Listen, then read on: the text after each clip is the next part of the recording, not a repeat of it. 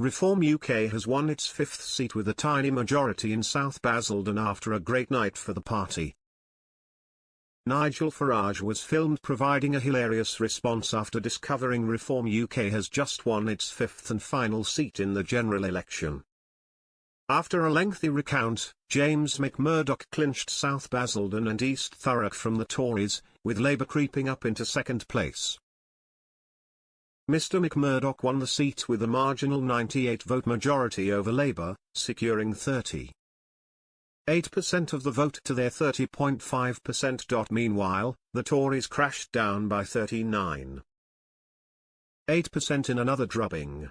As Reform UK's newest MP informed Mr Farage that Labour had conceded, the party's jubilant leader was filmed telling him, "Your life is ruined completely."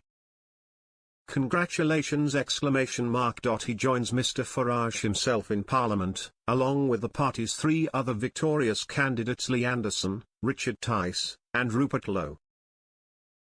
In a follow-up video posted to Twitter, Mr Farage delighted in the win, despite Mr McMurdoch being a paper candidate. Drafted in at the last minute, former city boy, and he was absolutely neck and neck with Labour in the seat. "So I rang him up earlier and said, look, give me the name of your agent so I can ring him up and find out what's happening, because they were on their third recount. He said, I don't have an agent, I'm my own agent. I replied, well, who's in the hall watching the vote counting? He said, my mum and dad, and he's won, he's an MP. Go on, my son."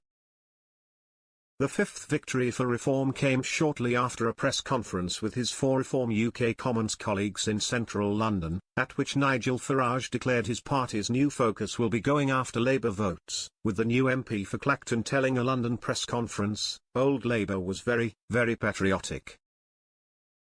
It believed in the country. It believed in its people.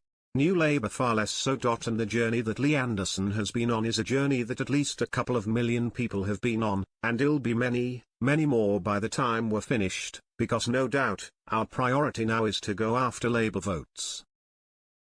That is what we're going to be doing." Asked at a press conference how he would vet Reform candidates properly going forward, including for racism, he said, "Very easy.